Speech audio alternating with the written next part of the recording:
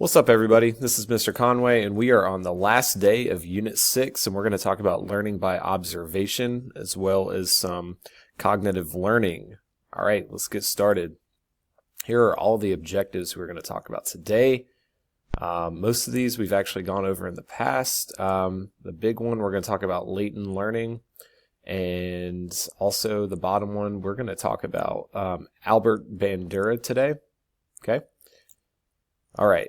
So, latent learning actually kind of goes back to, it's kind of, we're talking about operant conditioning. Now, looking over the AP tests, latent learning pops up probably more than any other question when dealing with the learning unit. So it's really important that you understand exactly what latent learning is, okay? Your textbook defines it as learning that occurs but is not apparent, or it doesn't show up. You don't see it until there's an incentive to demonstrate it. Okay? Now, it's usually disguised in some sort of scenario where somebody learned something many, many years ago, and then all of a sudden they decide that they're going to use that knowledge because there's some sort of incentive to demonstrate it. Okay? For example, if someone picked up on learning a different language when they were younger, maybe you heard someone speaking Spanish to you when you were younger, and then all of a sudden, let's say when you graduated high school, you went over to Europe, into Spain, and you started using that Spanish that you learned. Okay, that would be an example of latent learning. All right. Another thing, different types of motivation that we're going to talk about. This will also come into play a little bit later in social psychology, but basically you have two types of motivation. Well, it'll be the motivation unit.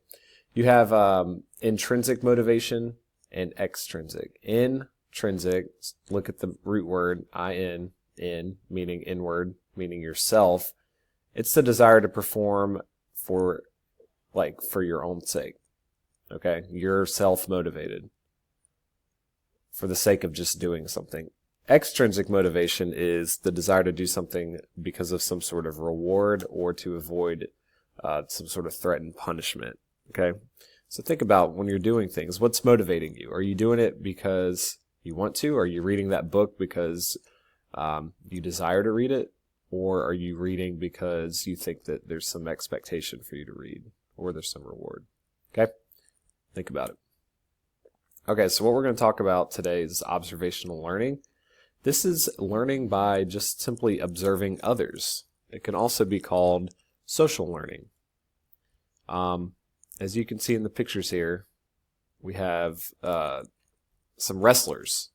Okay, some old WWE, back when it was WWF, I'm sure, wrestlers right here. Okay, the kind of the big thing in this unit is about like violence. Do we witness violence in the media, and then look at these kids over here? Do we mimic it? Okay, because by nature we humans learn by observing others. Also, kids with smoking. If you have parents that smoke and you see them smoke, and you're around it and your friends do it, you're probably more likely to pick up a cigarette because we're social creatures. Now, the social learning theory is something that Albert Bandura came up with. Social learning theory just kind of sums up observational learning. We learn by observing others, by imitating, and also modeling others. Okay, social learning theory. So what exactly is modeling? Modeling, you may have heard it, we can refer to it like role models. Be a good role model because we observe and imitate certain behaviors. Okay, so if you've ever been around a kid, if you've ever been around a child, you know that this is true. You can't do anything. You got to watch your hand gestures. You got to watch what you do because kids imitate you. All right, and this is called modeling. All right, it doesn't have to be a kid though. It can be an adult when you're learning something. Okay, you don't have to write down what's in the red. I just want you to look at this picture. It's not just humans, but there are other creatures such as monkeys that have cognitive imitation. So these monkeys, this is two of them. It's not a mirror. It's separated by glass so they can see each other. So monkey A is over here. When he sees monkey B touch on the screen a certain pattern, a certain number of, or certain types of pictures, and to get a banana, monkey A learns to imitate that order to get the banana, even when shown a different configuration. So he still hit the same pictures in order to get that banana. So he learned by imitating. And that's because we have certain types of neurons in our brain that are called mirror neurons.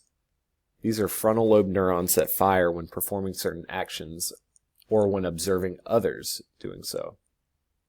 The brain's mirroring of another's action may enable imitation and empathy. So even when, according to this, experience and imagine pain in the brain activity related to actual pain over here on the left is mirrored in the brain of an observing loved one. Empathy in the brain shows up in emotional brain areas, but not in the somatosensory cortex, which receives the physical pain input. So just by watching someone be in pain, our mirror neurons will kind of fire off, and we can empathize with that pain and actually feel empathy for them. Okay, so mirror neurons, you need to know this for the test for sure.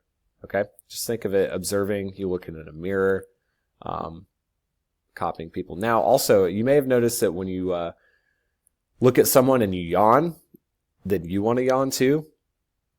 It's because we kind of just have this desire to imitate. Our bodies, we imitate each other. That's why a yawn doesn't create like some sort of chemical reaction to make you do it. We imitate each other. It could be a yawn, it can be a sniffle, anything like that. Okay, so Albert Bandura decided to do an experiment about children learning from observation. So children who often experience physical punishment, remember, let's think about what punishment is, tend to display more aggression. And here is Albert Bandura and his experiment that you need to know. So Albert Bandura is observational learning.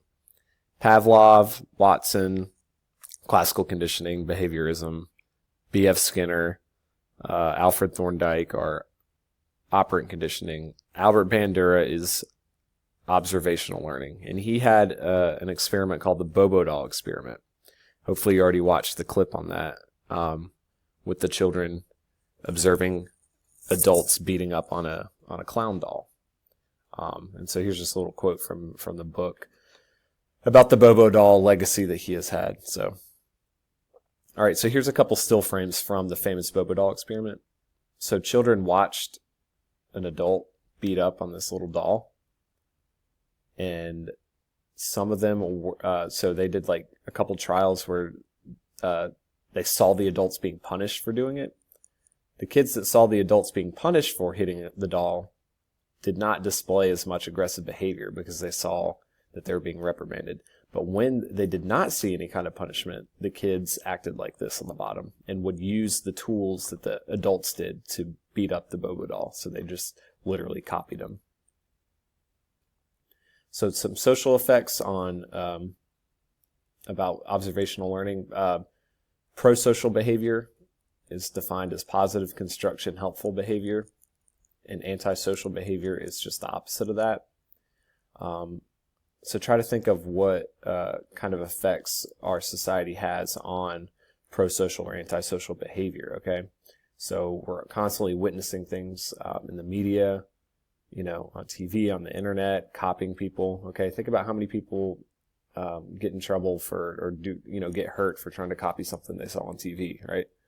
And this is a cool quote from the book. Look at the dates. So from 1939, the New York Times posted that the problem with television is that the people must sit and keep their eyes glued to a screen. The average American family hasn't time for it. Therefore, the showmen are convinced that television will never be a serious competitor of, what's that? Radio broadcasting. Let's let that sink in for a second. And then this is going to be the last thing. I want you to test yourself. Jason's parents and older friends all smoke, but they advise him not to. Juan's parents and friends don't smoke, but they say nothing to deter him from doing so. Will Jason or Juan be more likely to start smoking? Got your answer? Cool. Share it with a partner. Make sure you got your Cornell notes. That's it. We got a short one. So see you guys in class. Later.